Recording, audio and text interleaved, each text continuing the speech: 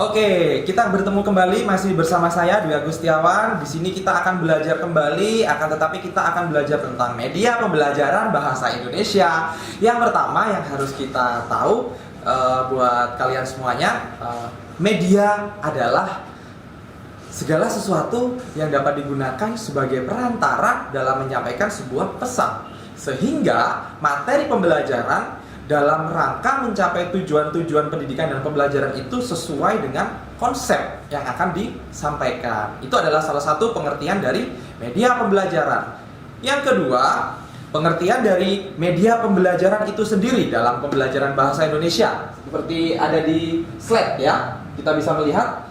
Ya, segala sesuatu yang dapat digunakan oleh guru untuk menyampaikan materi kepada murid. Nah, sehingga murid merasa tertarik, murid merasa memiliki minat, murid merasa memiliki motivasi pada kegiatan belajar dalam rangka mencapai tujuan pembelajaran bahasa Indonesia. Nah, kalian tahu dalam pembelajaran bahasa Indonesia itu ada berapa aspek? 4 aspek dalam keterampilan berbahasa, ya. Seperti itu. Nah, di sini kita bisa menjelaskan mengenai media dan alat peraga. Pada dasarnya itu sebenarnya adalah sama. Yang berbeda adalah terletak pada apa? Fungsinya, ya, seperti itu. Nah, kalau alat peraga di sini yang pertama fungsinya adalah sebagai alat bantu untuk memperjelas pesan. Itu kata kuncinya, sebagai alat bantu untuk memperjelas pesan.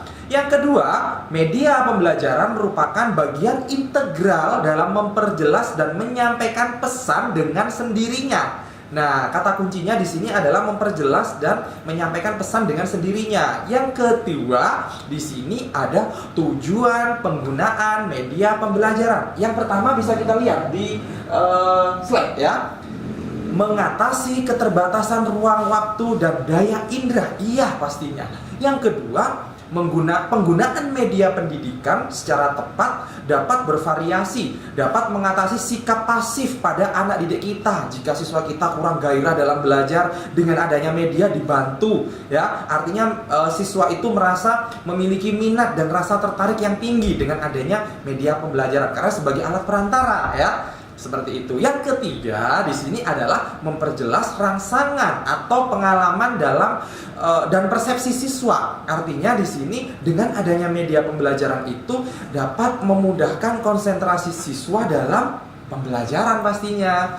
Yang keempat di sini media pembelajaran dapat memungkinkan adanya interaksi, adanya bentuk komunikasi antara siswa dengan gurunya dan juga dengan medianya secara langsung, baik itu antar peserta didik dengan lingkungan belajarnya, pastinya seperti itu, ya kan? Kemudian saudara-saudara semuanya, mari kita simak bersama-sama. Di sini ada kriteria pemilihan media pembelajaran. Kita lihat di layar monitor ya. Nah, yang pertama di sini kita harus menentukan topik dulu. Baik itu berupa tema, baik itu berupa standar kompetensinya ataupun materinya. Jadi intinya itu topiknya harus menarik. Kalau topiknya menarik, membuat penasaran pada peserta didik kita.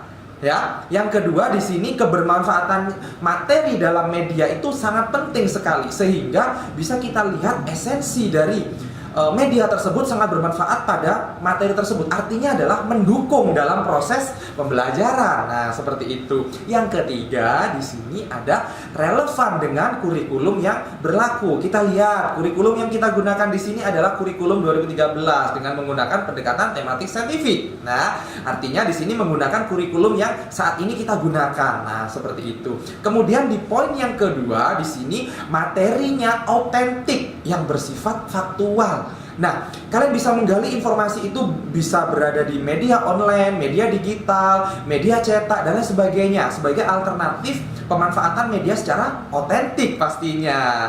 Berupa fakta ya, seperti itu. Konsepnya benar, jangan sampai ya kita sebagai seorang pendidik itu ketika mengajarkan materi pembelajaran itu ternyata salah konsep. Jangan sampai ya kita salah konsep pada peserta didik kita yang ada nanti membuat bingung pada peserta didik kita ya. Seperti itu. Kemudian di sini formatnya sistematis, logis, kemudian bahasanya lugas, artinya bahasanya tidak bertele-tele, bahasanya mudah dipahami oleh peserta didik kita, ya, seperti itu. Objektif, artinya orientasi kebutuhannya itu berada pada peserta didik kita ya, seperti itu. Kemudian yang ketiga, di sini kriteria pemilihan media yang ketiga di sini, dalam pemilihan media tersebut pembelajarannya itu dikaitkan dengan yang pertama, satu, kompetensi dasarnya. Sering kita lupa kompetensi dasarnya apa, materinya apa, sehingga medianya juga ada yang tidak tepat kadang.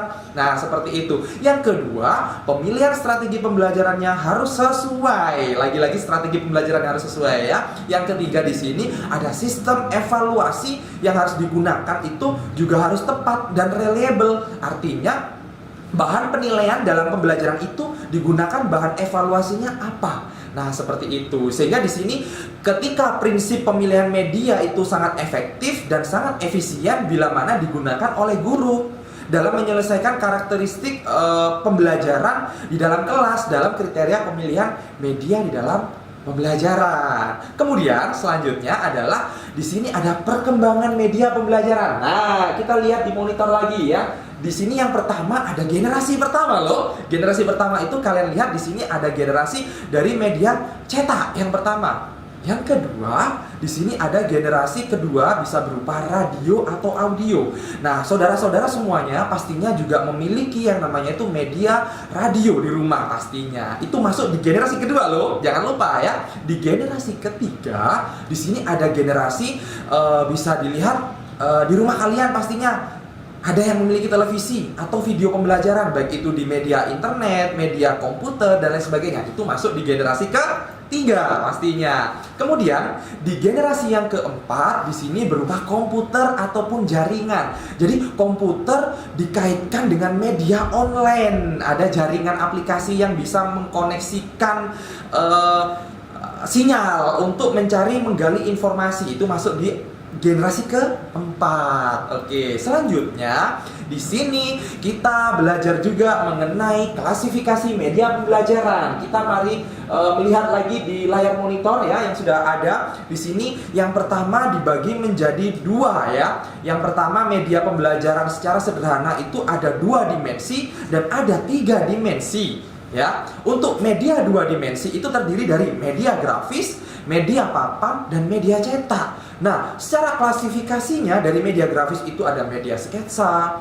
ada media gambar, ada media grafik, ada poster. Nah, itu masuk dari media grafis. Kemudian di media papan tulis ya, papan tulis itu berupa papan flanel, papan buletin, papan magnet, kemudian ada media cetak. Nah, media cetak itu bisa berupa buku ya, yang bisa kalian miliki buku itu ya, bisa berupa majalah, bisa berupa koran loh, dan berupa tabloid loh juga bisa. Kamus juga masuk dalam sebuah media cetak, apalagi ensiklopedia. Pastinya anak-anak semuanya pasti di sini pada sering membaca yang namanya itu ensiklopedia, bisa berupa ensiklopedia hewan, ensiklopedia informasi apapun itu. Kemudian di sini ada peta. Itu juga melatar belakangi dari media cetak contoh-contohnya. Kemudian di sini di klasifikasi yang kedua di sini ada media 3 dimensi. Kita lihat di layar monitor lagi. Di layar monitor ini menunjukkan media 3 dimensi. Yang pertama dibagi menjadi 2, yaitu media benda yang sebenarnya, dan yang kedua adalah media benda tiruan atau permodelan. Nah, untuk media yang sebenarnya bisa berupa media spesimen ya, media yang diawetkan dalam kaca-kaca ya, seperti itu, seperti hewan-hewan hidup, misalkan ular yang disuntik dengan air keras kemudian ditaruh di lemari toples. Itu adalah salah satu media spesimen dalam pembelajaran ilmu pengetahuan alam ya. Kemudian adalah widya wisata, artinya dengan mengajak siswa secara kontekstual ke lapangan. Itu adalah salah satu media di dalam pembelajaran dengan mengaitkan benda yang sebenarnya. Nah, siswa pun juga bisa loh dijadikan sebagai media yang sebenarnya. Nah, artinya kita bisa mengklasifikasikan media itu menjadi 3 dimensi. Itu yang pertama. Yang kedua, di sini kita belajar dengan media dengan benda tiruan. Yang pertama itu ada jenis model. Nah, yang kedua ada topeng ya. Itu untuk pembelajaran menari biasanya seperti itu. Yang ketiga di sini bisa berupa media boneka. Ya, boneka itu bisa bermacam-macam. Ada boneka tangan, ada boneka tongkat, dan lain sebagainya. Nah, seperti itu. Yang ketiga ada diorama. Yang keempat ada ritaton. Nah, seperti itu. Kemudian selanjutnya adalah di sini media pembelajaran yang modern, karena tahun kita di sini adalah tahun-tahun abad 21 yang mengalami masa transisi perkembangan semakin berkembang pesat, maka di sini disebutlah media pembelajaran berbasis dengan modern. Yang pertama dulu masih menggunakan media OHP. Pernah kan kalian menggunakan OHP proyektor slide? Nah, seperti itu. Itu yang kedua. Lalu kemudian di sini menggunakan LCD, ya seperti itu. Kemudian di sini ada media non proyeksi, ya. Media non proyeksi itu bisa berupa radio. Yang kedua bisa berupa video atau VCD atau DVD. Nah, kemudian yang ketiga di sini ada media televisi yang bisa kita tonton setiap harinya. Kemudian ada video, games dan lain sebagainya. Ya, kemudian ada handphone, ada komputer dan juga ada laptop loh pastinya. Tidak kalah kemungkinan bahwasanya laptop itu juga mewakili dari media non proyeksi. Kemudian tadi sudah dijelaskan mengenai klasifikasi dari media-media. Kemudian sekarang adalah fungsi dari media itu sendiri. Kita bisa melihat di sini di layar monitor ya. Oke, di layar monitor itu dari fungsi media pembelajaran itu dibagi menjadi dua fungsi. Yang pertama adalah fungsi secara umum, ya. Yang kedua adalah fungsi secara khusus. Baik, di sini saya akan membahas fungsi secara umum dari media itu sendiri. Yang pertama sebagai pembawa pesan atau materi dari sumber pesan berupa guru sebagai pusatnya ya, yang lalu kemudian penerima pesannya itu dari siapa ke siapa, dari murid ya, dalam rangka mencapai sebuah tujuan pembelajaran dong pastinya ya kan. Tidak menutup kemungkinan bahwasanya pembelajaran yang menarik adalah ada kebermanfaatan dari fungsi dari media pembelajaran itu sendiri. Fungsi khusus di sini dari fungsi yang kedua, yang pertama adalah apa? Untuk menarik perhatian murid. Nah, semakin murid itu merasa tertarik, berarti media pembelajaran itu efektif, efisien. Nah, seperti itu. Yang kedua, di sini untuk memperjelas penyampaian pesan. Nah, ketika saya berbicara ini artinya saya menyampaikan pesan kepada Anda semuanya, pemirsa yang ada dimanapun Anda berada. Nah, seperti itu pastinya. Yang ketiga, di sini untuk mengatasi keterbatasan ruang, waktu, dan juga apa? Biaya dong pastinya, yang melatar belakangi dari fungsi khusus dari media pembelajaran. Kemudian di sini untuk menghindari terjadinya verbalisme dan salah tafsir. Jadi ketika fungsi media itu secara khusus artinya tidak bermakna ganda. Artinya media itu ya benar-benar nyata, disiapkan oleh guru, dibuat untuk memudahkan siswa dalam konsentrasi dalam belajar dan memahami makna pembelajaran tersebut. Yang terakhir di sini adalah mengaktifkan dan mengefektifkan kegiatan pembelajaran sehingga siswa itu merasa memiliki minat, memiliki motivasi, ada rasa ketertarikan. Nah, seperti itu. Kemudian selanjutnya adalah ada prinsip-prinsip dari penggunaan media pembelajaran. Kita lihat lagi di layar monitor ya, sahabat semuanya. Yang pertama adalah media itu harus merupakan bagian dari integral dari sistem pembelajaran. Yang kedua, di sini tidak ada satu media yang dipakai dengan meniadakan media yang lainnya. Oke, yang ketiga di sini adalah media tertentu lebih tepat dipakai untuk materi tertentu daripada media yang lainnya. Sehingga dengan adanya standar kompetensi dasar, sehingga kebermanfaatan dari media tersebut sesuai dengan langkah dan skenario pembelajaran yang sudah dirancang oleh kalian semuanya yang nantinya akan menjadi seorang guru. Nah, seperti itu. Yang keempat di sini adalah tidak ada satu media untuk segala macam kegiatan belajar. Artinya media itu dikhususkan untuk mata pelajaran tertentu. Tidak semua media itu bebas untuk digunakan apa saja. Tidak seperti itu. Jadi media itu digunakan untuk materi-materi tertentu yang sudah dirancang dan sudah didesain dan dilengkapi oleh guru. Nah, seperti itu. Yang keenam di sini, secara umum, penampilan media itu diusahakan bersifat positif, jangan mengandung unsur sara, jangan mengandung unsur konten negatif, yang ada unsur pornografi, kemudian penistaan agama, itu jangan sampai ya. Buat kalian semuanya, saudara-saudara mahasiswa dimanapun kalian berada, kalian harus bijak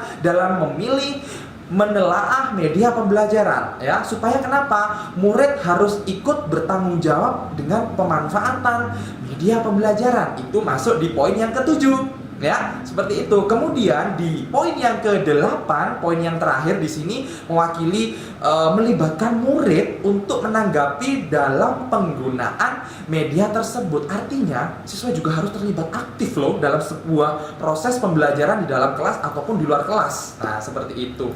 Kemudian di sini ada kriteria pemilihan media pembelajaran. Yang pertama, kita lihat di monitor juga. Yang pertama ada aman, satu pastinya sesuai ya dengan tujuan dan fungsi dari pembelajaran, itu masuk di poin yang kedua. Yang ketiga harus rapi dan harus indah, kemasannya harus menarik, menyenangkan dan tidak membosankan pastinya ya.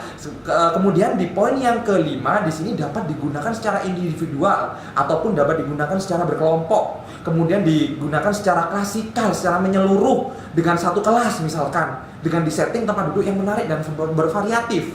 Nah, seperti itu. Kemudian di poin yang keenam di sini menimbulkan kreativitas anak. Jadi anak ini diajak untuk berpikir kritis, berpikir kreatif. Nah, seperti itu. Kemudian poin yang ketujuh di sini ukurannya harus besar, artinya dapat dibaca oleh keseluruhan kelas. Dalam satu ruangan itu minimal medianya harus besar loh, ya seperti itu. Supaya apa? Siswa yang ada di belakang itu terlihat, tampak secara jelas bahwasanya ini adalah media gambar berseri, misalkan seperti itu. Kemudian di poin yang ke-8 di sini bentuk atau gambarnya harus realistik ya, artinya memberikan pemahaman yang nyata, tidak bermakna ambigu ya, seperti itu. Kemudian di sini dapat memotivasi belajar siswa dalam belajar secara mandiri. Kemudian di sini ada salah satu contoh-contoh media pembelajaran bahasa Indonesia itu sendiri. Yang pertama ada media boneka tangan, yang kedua ada media boneka tongkat, yang ketiga ada media wayang berseri, yang keempat ada media flashcard, yang kelima media kartu bergambar, yang keenam ada kartu berseri, yang ketujuh ada buku cerita atau buku ensiklopedia ya yang sudah kalian baca. Kemudian yang ke-8 di sini ada media papan magnet, ada media papan flanel. Kemudian selanjutnya ada media big box atau media script box. Nah, seperti itu. Kemudian ada gambar-gambar sambung kata, itu untuk pembelajaran bahasa Indonesia, biasanya digunakan guru seperti itu. Kemudian media yang selanjutnya ada media teka-teki gambar silang. Nah, biasanya kan anak-anak kan suka dengan yang namanya itu media teka-teki silang. Itu bisa digunakan sebagai media pembelajaran berbahasa untuk melatih keterampilan berbicara atau membaca. Nah, seperti itu. Kemudian di media yang selanjutnya adalah media scramble. Kemudian media yang ketujuh ada media ular tangga atau media papan monopoli. Nah, yang suka bermain dengan games biasanya di sini menggunakan media papan monopoli. Poin yang ketujuh di sini ada media kartu kata berseri. Nah, seperti itu. Kemudian yang terakhir yang mewakili semua itu ada media kartu ucapan contextual teaching learning. Artinya di sini ada media kartu ucapan itu untuk melatih keterampilan anak dalam berbicara atau keterampilan anak dalam bercerita. Nah, seperti itu. Baik, sahabat kalian dimanapun Anda berada, itulah tadi pemaparan dari saya. Semoga media pembelajaran bahasa Indonesia ini bermanfaat buat Anda semuanya di rumah. Tetap semangat, kita tetap fokus dalam pembelajaran kita di sesi yang kedua. Selamat belajar buat adik-adik semuanya di rumah. Semoga ilmunya bermanfaat. Terima kasih. Kita bertemu kembali di pertemuan video pembelajaran yang selanjutnya.